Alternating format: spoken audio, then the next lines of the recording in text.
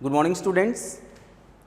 तो ये हमारा आज का दूसरा लेक्चर है जो प्रेजेंट इंडेफिनिट टेंस पर ही आधारित है। पिछले लेक्चर में हमने अफर्मेटिव सेंटेंस के बारे में बात किया था और थोड़ा बहुत नेगेटिव के बारे में भी बात किया था, और ये हमारा दूसरा लेक्चर है नेगेटिव सेंटेंस को लेकर के, जिसमें हमने पढ़ा था कि नेगेटिव सेंटेंस जब भी हम प्रेजेंट इंडेफिनिट टेंस का बनाते हैं तो हम डू नॉट और डज नॉट का प्रयोग करते हैं।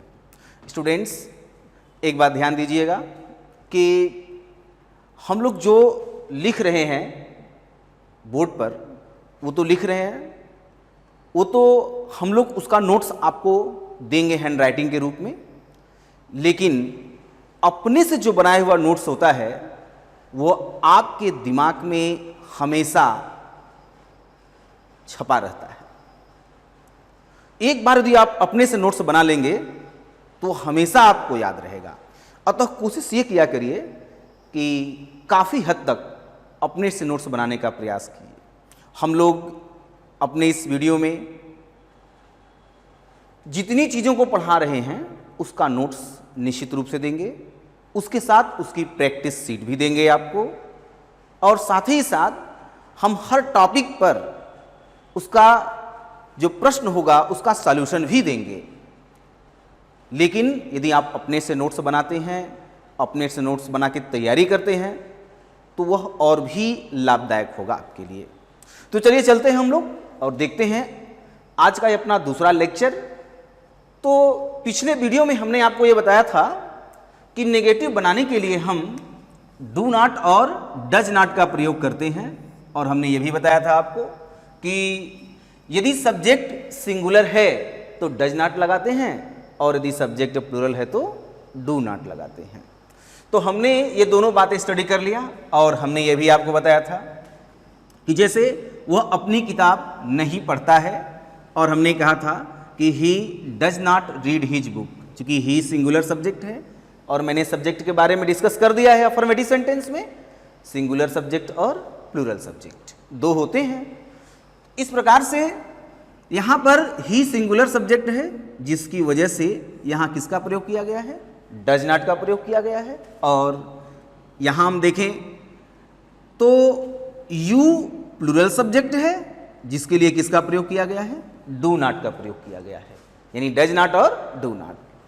उसके बाद हमने यही बताया था कि जब भी डज नॉट और डू नॉट हम लगाते हैं तो दोनों स्थितियों में वर्ब का फर्स्ट फॉर्म रखते हैं, सेकेंड फॉर्म नहीं, थर्ड फॉर्म नहीं, यस या यस भी नहीं, क्या रखते हैं? वर्ब का फर्स्ट फॉर्म। तो इस प्रकार से हम देखते हैं कि डू नॉट और डज नॉट के साथ यहाँ रीड वर्ब का फर्स्ट फॉर्म है इसमें, और स्पीक वर्ब का फर्स्ट फॉर्म है, और बाकी ऑब्जेक्ट। तो ये हमने पढ़ लिया डू नॉट और डज नॉट के बारे में। अब हम आगे बात करेंगे इसमें एक नेगेटिव में और शब्द है जिसे आपने सुना होगा, उसका नाम है नेवर। नेवर के बारे में जानते हैं? नेवर का जो अर्थ होता है उसका मतलब होता है कभी नहीं। नेवर माने कभी नहीं, ठीक? तो नेवर का प्रयोग हम कैसे करते हैं? नेवर के प्रयोग के लिए हम ध्यान देंगे कि सबसे पहले हम सब्जेक्ट लिखेंगे, सब्जेक्ट के तुरंत बाद हम नेवर, नेवर के बाद अब हमें ध्यान देना है सब्जेक्ट को लेकर के। किसको? सब्जेक्ट को लेकर के। जैसा कि आप जानते हैं सब्जेक्ट दो होते हैं, सिंगुलर और प्लूरल। तो नेवर के साथ रूल यह है कि यदि जो दिया गया सब्जेक्ट है वह हमारा सिंगुलर है, क्या है? सिंगुलर है, तो ऐसी स्थिति में हम नेवर के साथ वर्ब के फर्स्ट फॉर्म में यस या ईएस लगाएंगे। नेवर के साथ वर्ब के फर्स्ट फॉर्म में यस या ईएस लगाएंगे। पहले सब्जेक्ट रखेंगे, फिर नेवर रखेंगे, उसके बाद वर्ब के फर्स्ट फॉर्म में यस या ईएस लगाएंगे। कब? जब हमारा सब्जेक्ट क्या होगा? सिंगुलर, यानी एक वचन का होगा। उसके बाद आगे ऑब्जेक्ट लिखेंगे, ऑब्जेक्ट के पश्चात फिर उसके बाद अदर्स यानी अन्य चीजों का विवरण। ठीक, तो सब्जेक्ट हो गया, नेवर हो गया, वर्ब का फर्स्ट फॉर्म में यस या ईएस हो गया और अन्य चीजें। जैसे अब इस सेंटेंस में देखा जाए तो वह कभी भी स्कूल नहीं जाता है। एक हिंदी वाक्य है, वह कभी भी स्कूल नहीं जाता है। करेक्ट। तो ये देखिए नेवर माने कभी नहीं, यहां पर कभी भी नहीं आ गया ना। सिर्फ नहीं ये नहीं आया है ऊपर की तरह जैसे इसमें नहीं आया है। यदि नहीं शब्द आया है तो हम सब्जेक्ट के अनुसार डज नॉट और डू नॉट का प्रयोग करेंगे। लेकिन यदि सेंटेंस में कभी नहीं या कभी भी नहीं ऐसा शब्द कोई आया है तो इसके लिए हम ध्यान ये देंगे कि उसमें नेवर का प्रयोग करेंगे और ये साथ ही साथ देखेंगे कि जो सब्जेक्ट है वह एक वचन का है या बहुवचन यानी सिंगुलर है या प्लूरल है। तो हमें यह पता चला कि जो दिया गया सब्जेक्ट है वह सिंगुलर है ही, जैसा कि मैंने लिखा स्ट्रक्चर में। ये हमारा स्ट्रक्चर है, इसी के आधार पर हम सेंटेंस बनाएंगे। तो ये है सिंगुलर जिसे हम जो है सब्जेक्ट ही, और आगे इसमें तुरंत इसके बाद नेवर, तो लिखेंगे ही नेवर ही नेवर। अब बचा है वर्ब के फर्स्ट फॉर्म में। वर्ब का फर्स्ट फॉर्म कहां है? यह है जाता, ता है, ती है, ते है। इससे हमें क्या पता चल गया? हमारा प्रेजेंट इंडेफिनिट टेंस पता चल गया। पहचान में मैंने आपको बताया था यह बात। अब यहां हम देखते हैं कि यह चीज जाता शब्द जाना से बना है और जाना की अंग्रेजी क्या होती है? क्या होती है?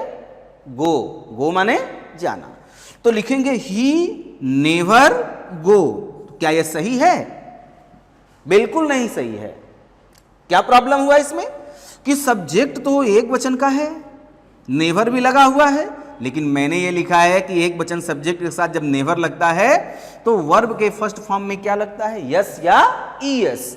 और मैंने ये भी आपको डिस्कस कर दिया था कि कब यस लगता है कब ईएस लगता है।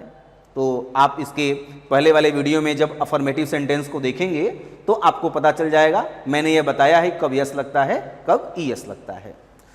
तो ही नेवर, अब ये गो में क्या हो गया? Goes. He never goes to school. वह कभी भी स्कूल नहीं जाता है। उसी प्रकार से तुम कभी भी मेरे घर नहीं आते हो। तुम कभी भी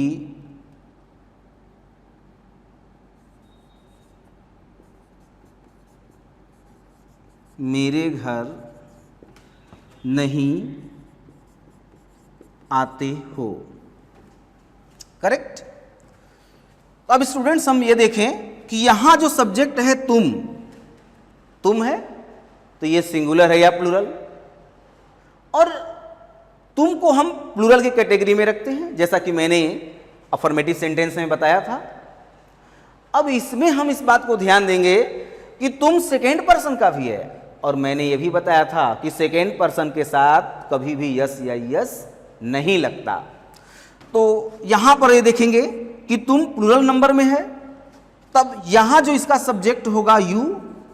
और मैंने अभी अभी आपसे एक बात कहा क्या कि यू प्लूरल नंबर का है और प्लूरल नंबर में कभी भी यस या यस नहीं लगता है। ये हम डिस्कस कर चुके हैं।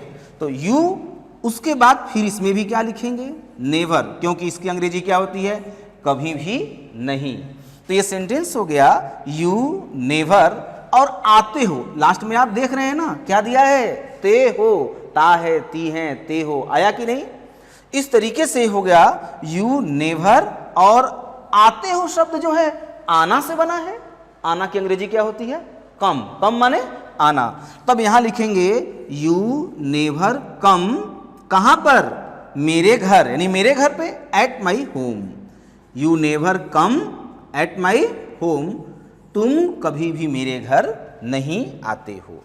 तो इस तरह से स्टूडेंट्स हम यहां यह समझ लिए क्या कि यदि सब्जेक्ट सिंगुलर होगा तो नेवर के साथ क्रिया के पहले रूप में यस या यस लगेगा। यदि सब्जेक्ट प्लूरल होगा तो नेवर के साथ क्रिया में यस या यस नहीं लगेगा।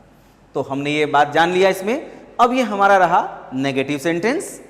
तो यहाँ नेगेटिव सेंटेंस खत्म होता है। इसके बाद आगे हम बात करेंगे अपने इसमें इंट्रोगेटिव सेंटेंस को लेकर के कि अगला प्रश्नवाचक वाक्य हम कैसे बनाएंगे। जैसा कि मैंने आपको बताया था ना कि किसी भी टेंस के 3 कैटेगरीज में होते हैं, वो कोई भी टेंस हो, अफर्मेटिव, नेगेटिव और इंट्रोगेटिव, ये 3 होते हैं। तो अफर्मेटिव का हमने प्रीवियस में लेक्चर पढ़ लिया था, अफर्मेटिव। दूसरे लेक्चर में हमने स्टडी कर लिया किसका, नेगेटिव का। और आगे हम स्टडी करेंगे इसके बाद इंट्रोगेटिव सेंटेंस कि कैसे प्रश्नवाचक वाक्य हम सॉल्व करें। तो अब हम स्टडी करने जा रहे हैं इसमें इंट्रोगेटिव सेंटेंस को लेकर के कि कैसे इंट्रोगेटिव सेंटेंस का हम प्रयोग करेंगे इसमें। तो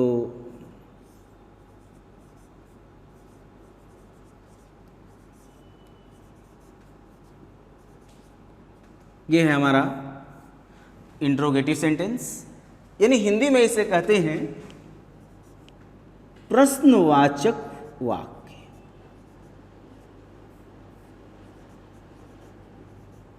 प्रश्नवाचक वाक्य। तो जब भी हम किसी से प्रश्न पूछते हैं तो वह 2 तरीके का होता है। एक, उसका उत्तर या तो यस या नो में देते हैं, या उसका उत्तर पूरे वाक्य के साथ देते हैं। जैसे यदि मैं आपसे कहूं कि क्या आप स्कूल जाते हो, तो आप जाते हो तो कहोगे यस, और नहीं जाते हो तो कहोगे नो। लेकिन मैं आपसे पूछूं कि आप कहां रहते हो, तो आप इसका उत्तर यस या नो में नहीं दोगे, आप पूरे डिटेल के साथ दोगे। तो हम इस प्रश्नवाचक वाक्य में इन्हीं 2 टाइप की चीजों का अध्ययन करेंगे। एक का उत्तर जिसका यस या नो में दिया जा सके, और दूसरे का उत्तर जो पूरे डिटेल में दिया जा सके। तो अब हम यहां बात करते हैं प्रश्नवाचक में जिसका उत्तर हम यस या नो में देते हैं, उसे हम सिंगल इंट्रोगेटिव कहते हैं, जो हेल्पिंग वर्ब से शुरू होता है। किसे शुरू होता है? हेल्पिंग वर्ब से। और हिंदी में यह क्या शब्द से शुरू होता है। हिंदी में यह क्या शब्द से शुरू होता है, और अंग्रेजी में उस टेंस के हेल्पिंग वर्ब से शुरू होता है। ठीक, तो देखिए कि ये जब टेंस में हेल्पिंग वर्ब से शुरू होता है तो हम प्रेजेंट इंडेफिनिट टेंस पढ़ रहे हैं। इस टेंस का हेल्पिंग वर्ब कौन होता है? कौन होता है बेटा? डू और डज। यही ना होता है, डू और डज, यही इसके हेल्पिंग वर्ब है। अब जैसा कि मैंने आपको बताया था, डू का प्रयोग हम किसके लिए करते हैं? बहुवचन यानी प्लूरल नंबर के सब्जेक्ट के साथ। और डज का प्रयोग हम किसके साथ करते हैं? सिंगुलर नंबर सब्जेक्ट के साथ। तो यहां भी हम कुछ वैसा ही चीज पढ़ेंगे। यानी सबसे पहले यदि हम देखें इसमें तो हम कह सकते हैं कि क्या से शुरू होने वाले वाक्य, क्या से शुरू होने वाले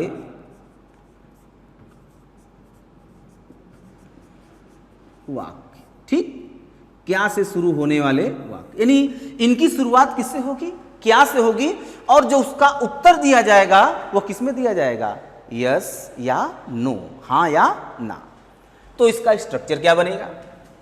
सबसे पहले हम इसमें हेल्पिंग वर्ब को बाहर लिखते हैं, डू या डज। उसके बाद हम सब्जेक्ट लिखते हैं, सब्जेक्ट। और मैंने आपको बताया है ना कि जब कभी भी हम डू या डज का प्रयोग करते हैं तो वर्ब का कौन सा फॉर्म यूज करते हैं? बता चुका है मैंने नेगेटिव सेंटेंस में। कौन सा फॉर्म? First form. तो do does plus subject, verb का फर्स्ट फॉर्म। उसके बाद ऑब्जेक्ट प्लस अदर्स, ये हमारा हो जाएगा स्ट्रक्चर। और अंत में क्वेश्चन मार्क लगाना मत भूलिएगा। निश्चित तौर से प्रश्नवाचक वाक्य के अंत में हमेशा क्या लगता है? क्वेश्चन मार्क, प्रश्नवाचक चिन्ह। तो ये डू या डज होगा। डू या डज के बाद तुरंत हम क्या लिखेंगे? सब्जेक्ट लिखेंगे। सब्जेक्ट जैसा कि मैंने बताया था सिंगुलर या प्लूरल। उसके बाद वर्ब का फर्स्ट फॉर्म, फिर ऑब्जेक्ट प्लस अदर्स। जैसे क्या तुम प्रत्येक दिन स्कूल जाते हो?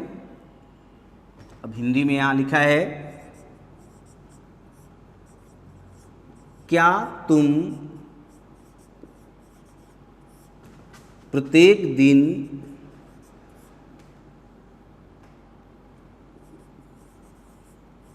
स्कूल जाते हो? प्रश्नवाचक। अब देखिए इसकी शुरुआत किससे हुई है? क्या से? तो क्या इसका उत्तर हम यस या नो में दे सकते हैं या नहीं? जरूर दे सकते हैं। यदि जाते हैं तो कहेंगे यस, यानी हम स्कूल जाते हैं, और नहीं जाते हैं तो कहेंगे नो, यानी हम स्कूल नहीं जाते हैं। इस तरीके से ऐसी स्थिति में सबसे पहले हमारा सब्जेक्ट ये कौन है? यस माने सब्जेक्ट। सब्जेक्ट कौन है? यू। तुमको अंग्रेजी में क्या बोलते हैं? यू बोलते हैं। ये कौन सा पर्सन है?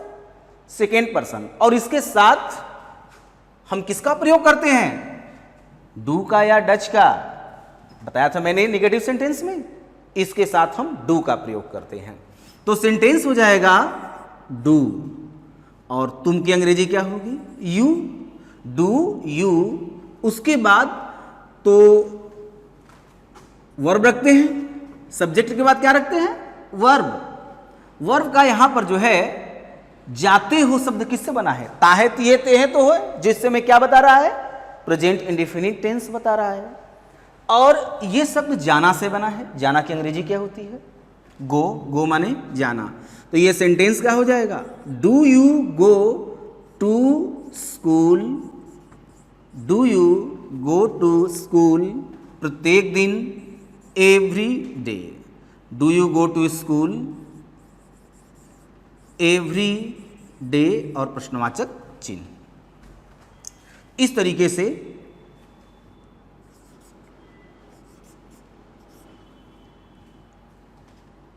क्या वह अपने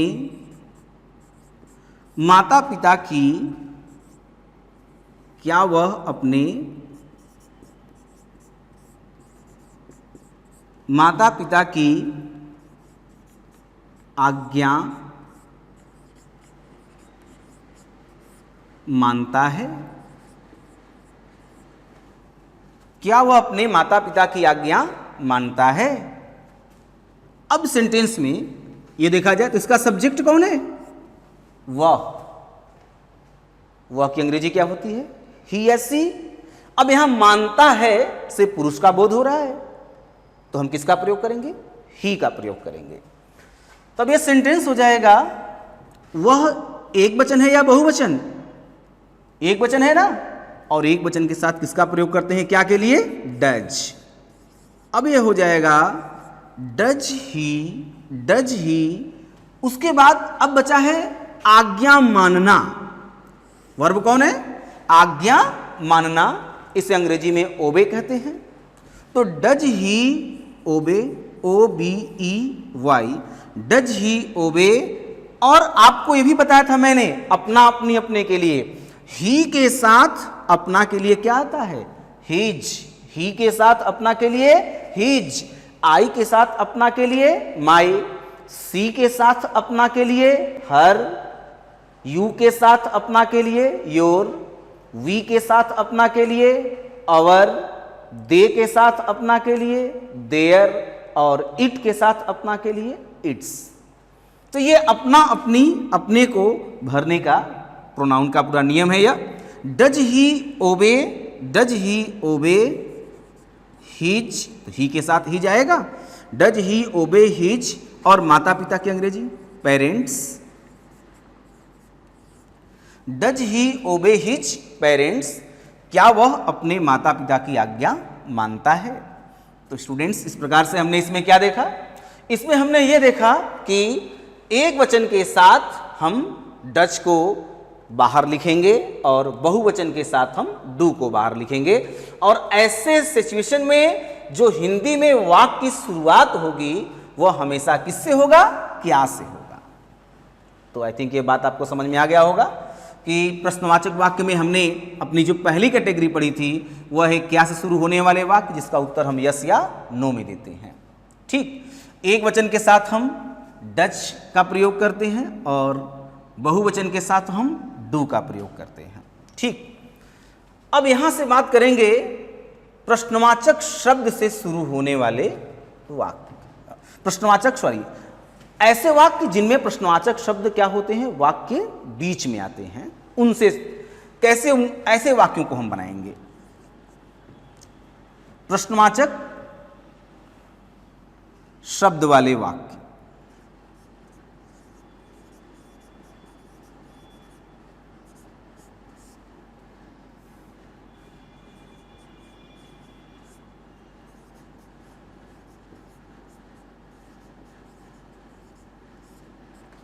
प्रश्नवाचक शब्द वाले। अब आपको पता होगा प्रश्नवाचक शब्द मीन्स जिसे हम WH कहते हैं, जैसे हूं, व्हेन,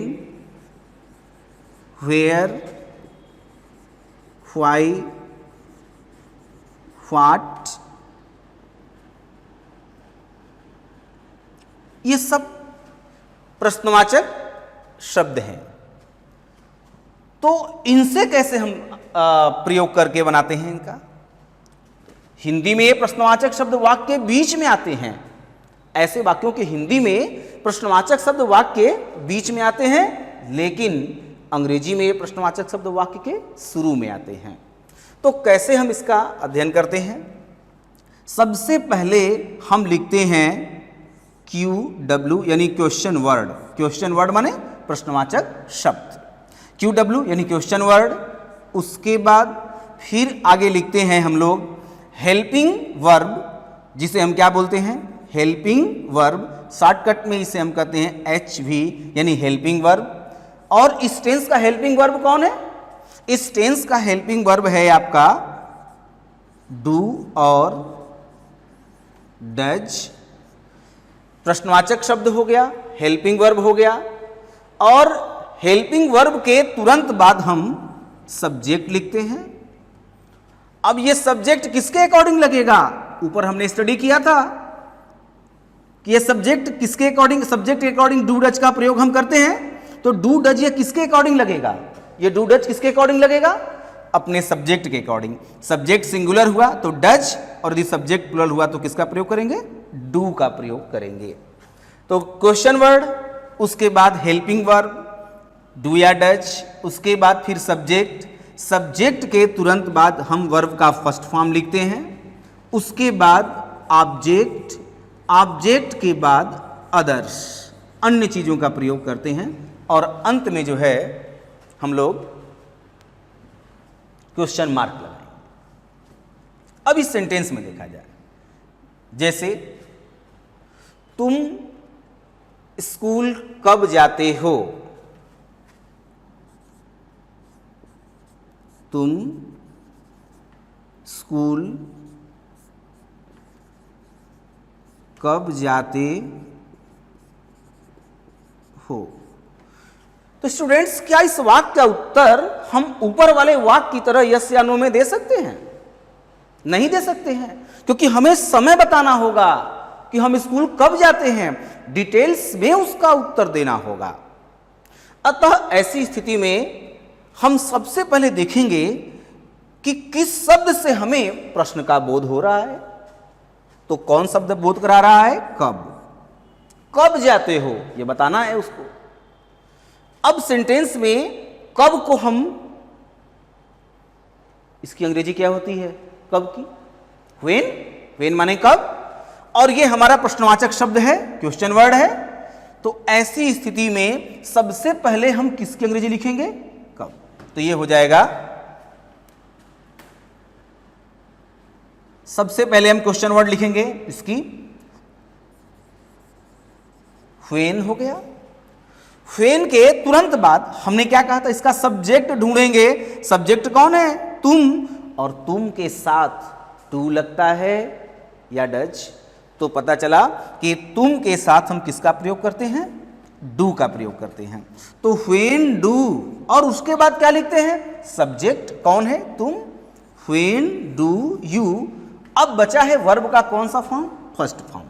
तो फर्स्ट फॉर्म जाते हो शब्द जाना से बना है, इसलिए क्या कहेंगे इसको, व्हेन डू यू, अब ये हो जाएगा go to school. When do you go to school, तुम स्कूल कब जाते हो। तो ये समझ में आ गया।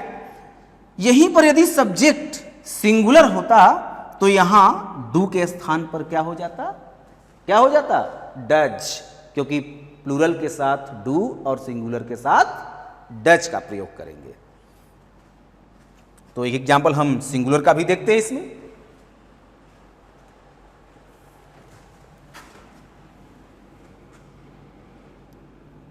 वह इस शहर में कहां रहता है, वह इस शहर में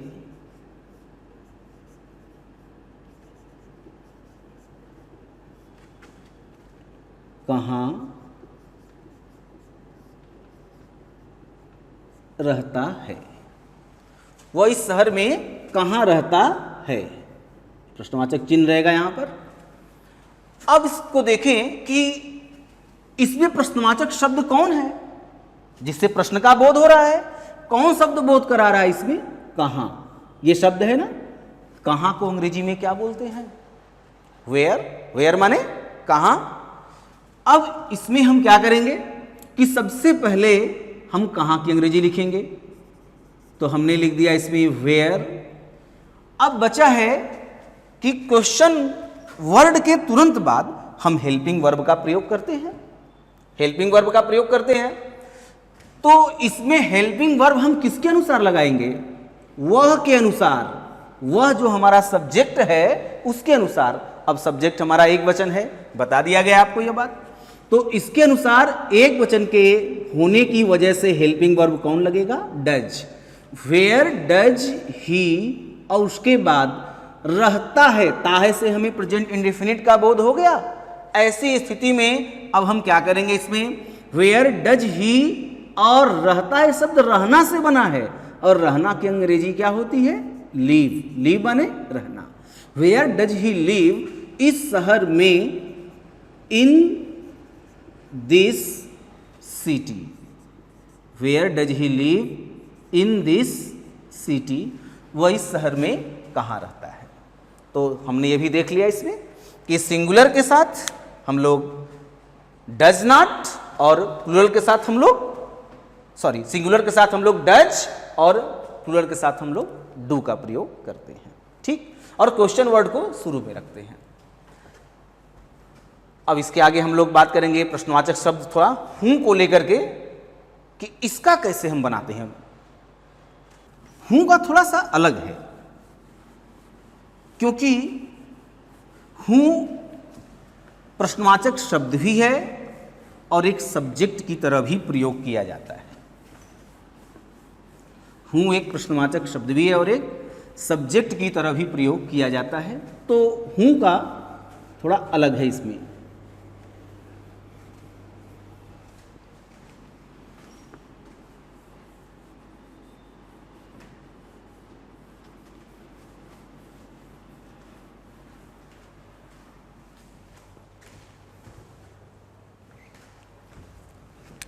और ये देखते हैं कि हूं के लिए हम क्या करते हैं। इसमें हम हूं वाले वाक्य, हूं का मतलब क्या होता है हिंदी में, हूं माने कौन। तो कैसे इसको बनाते हैं हम लोग, कैसे इसका प्रश्नवाचक सॉल्व करते हैं। तो सबसे पहले हम हूं लिखते हैं, हूं के साथ वर्ब के फर्स्ट फॉर्म में यस या यस लिखते हैं, उसके बाद ऑब्जेक्ट प्लस अदर्स। यानी आपने देखा कि अन्य सभी प्रश्नवाचक शब्दों के तुरंत बाद हेल्पिंग वर्ब डू या डज लग रहा था, लेकिन जब हूं की बात किया हमने तो इसमें हूं के तुरंत बाद हम वर्ब के फर्स्ट फॉर्म में क्या लगाएंगे, यस या ईएस, यानी हूं के साथ हम डू डच का प्रयोग नहीं करेंगे। जैसे तुम्हें हिंदी कौन पढ़ाते हैं, तुम्हें हिंदी कौन पढ़ाते हैं। अब ये देखिए, तुम्हें हिंदी कौन पढ़ाते हैं, इसमें क्या करना है हमको, तो हमको ये ध्यान देना है कि तुम्हें हिंदी कौन पढ़ाते हैं में इसमें कौन शब्द आया कि नहीं, जो हमारा प्रश्न का बोध करा रहा है, इसमें कौन शब्द का प्रयोग किया गया। अब क्या करेंगे, कौन को अंग्रेजी में हम क्या कहते हैं, ऊपर लिखा हुआ है इसमें हूं, मैंने कहा हूं के साथ हम वर्ब के फर्स्ट फॉर्म में क्या लगाते हैं, यस या ईएस लगाते हैं। अब इस सेंटेंस में हूं, उसके तुरंत बाद पढ़ाते हैं, ते हैं आया कि नहीं, तो कौन सा टेंस हो गया, प्रेजेंट इंडेफिनिट हुआ। अब देखिए कि हूं और टीच माने क्या होता है, पढ़ाना, टीच माने पढ़ाना, तो हूं टीचेज, TEACHES, हूं टीचेज यू, हूं टीचेज यू, अंत में क्या बचा, हिंदी, हूं टीचेज यू हिंदी, तुम्हें हिंदी कौन पढ़ाते हैं। समझ में आ गया बात यह। तो आपने देखा कि हूं के साथ हम वर्ब के फर्स्ट फॉर्म में क्या लगाते हैं, यस या ईएस लगाते हैं। इस तरीके से इस सेंटेंस को हम क्लियर करेंगे। आगे उसी तरीके से अन्य वाक्यों को हम लें। इसमें इस कमरे में कौन रहता है, इस कमरे में कौन रहता है। अब ये चीज दिया गया है यहां पर, इस कमरे में कौन रहता है, तो हूं माने कौन, यहां लिखा हमने, और रहता है शब्द किससे बना है, रहना से बना है, तो तुरंत हमने यहां लिख दिया हूं लिव्स, हूं लिव्स। आगे क्योंकि मैंने कहा था ना हूं के साथ वर्ब के फर्स्ट फॉर्म में यस या ईएस, हूं लिव्स इन दिस रूम माने कमरा, हूं लिव्स इन दिस रूम, इस कमरे में कौन रहता है। तो आपको यह समझ में आ गया बात कि कैसे इसको बनाते हैं। अब हम बात करेंगे प्रश्नवाचक वाक्य में, यानी इंट्रोगेटिव और नेगेटिव, यानी प्रश्नवाचक और नकारात्मक। यदि प्रश्नवाचक के साथ नकारात्मक आ जाए, यानी प्रश्न भी हो और वह नेगेटिव मीनिंग भी देता हो, तो उसके लिए हम क्या करेंगे, इसे हम इंट्रोगेटिव नेगेटिव सेंटेंस कहते हैं, प्रश्नवाचक और नकारात्मक।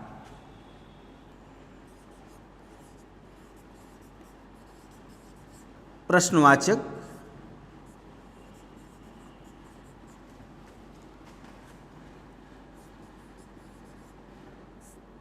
नकारात्मक वाक्य, प्रश्नवाचक नकारात्मक वाक्य।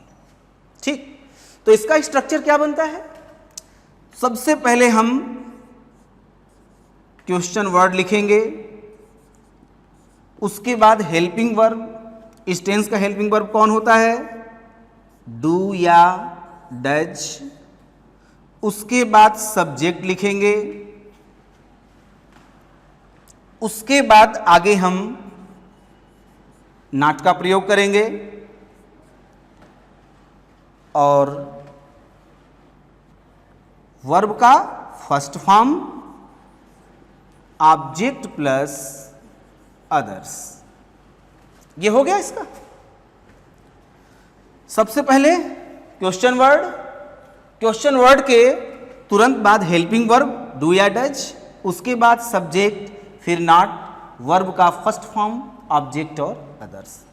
यानी हमें मुख्य बात क्या ध्यान देनी है कि यदि सेंटेंस इंट्रोगेटिव भी है और नेगेटिव भी है, तो नॉट का प्रयोग हमेशा उसके सब्जेक्ट के तुरंत बाद प्रयोग किया जाएगा। नॉट का प्रयोग हमेशा उसके सब्जेक्ट के तुरंत बाद प्रयोग किया जाएगा। अब सेंटेंस में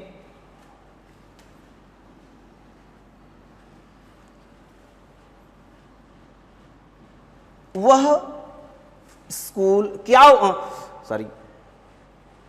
वह स्कूल कब जाता है।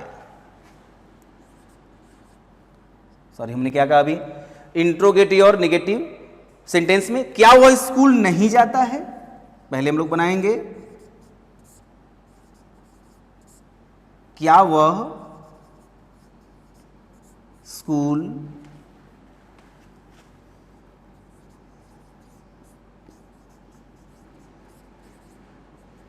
नहीं जाता है।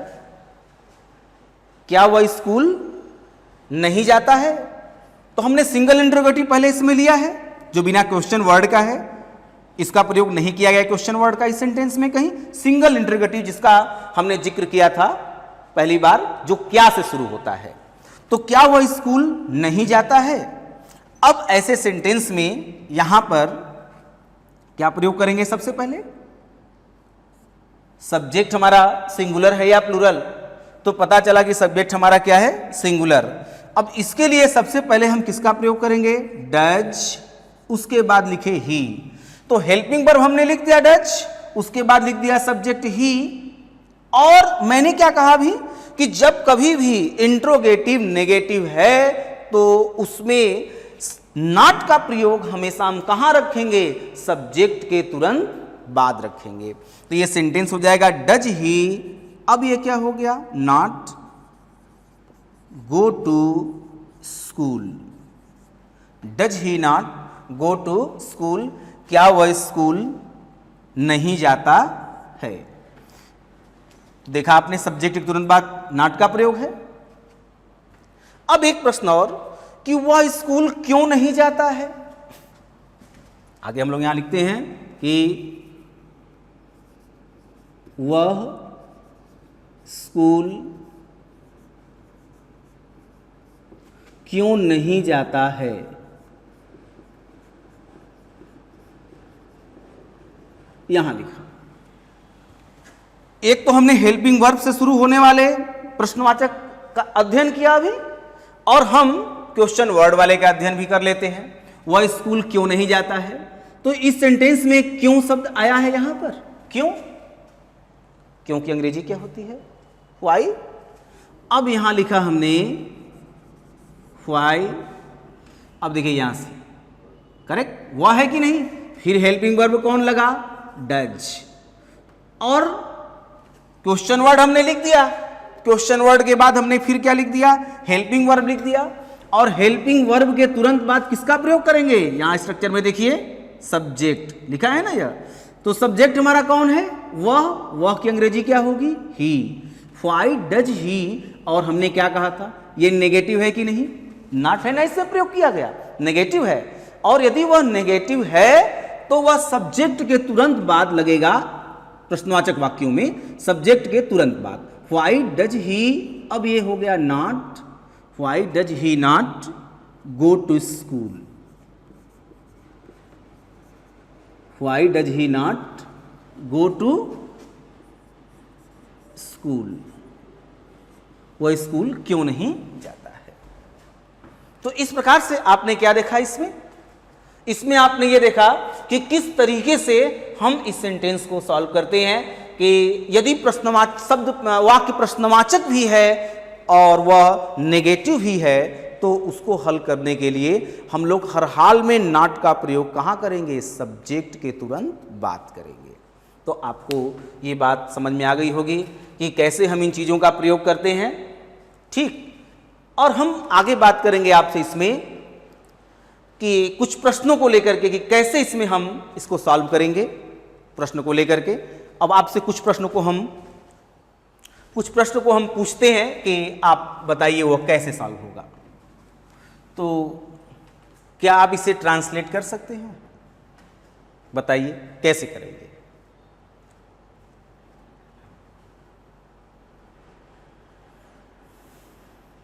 दो मिनट का समय आपको दे रहे हैं, बताइए कैसे करेंगे, प्रयास करिए।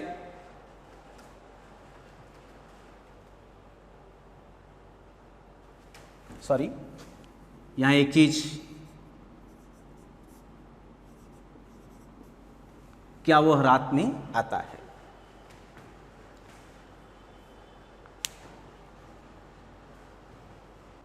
ठीक है, आपने देख लिया होगा। अब हम इसे सॉल्व करते हैं। तो पहला प्रश्न है, उसे मेरा नाम और पता मालूम है। अब देखिए, आपको यह लग रहा होगा कि सर इसमें तो ताहे तीहे तेहे नहीं आया, तो ये इंडिफिनिट कैसे होगा? ताहे तीहे तेहे नहीं आया तो इंडिफिनिट कैसे होगा? तो ऐसी स्थिति में हम क्या करेंगे, उसे मेरा नाम और पता मालूम है, इसको जब कहेंगे तो ये भी तो कह सकते हैं वह मेरा नाम और पता जानता है, वह मेरा नाम और पता जानता है। तब इसके लिए क्या करना होगा, ही माने वह, अब मालूम है माने जानता है, he knows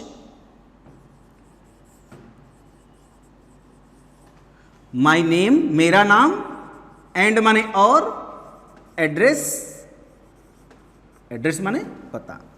he knows my name and address, वह मेरा नाम और पता जानता है, यानी उसे मेरा नाम और पता मालूम है।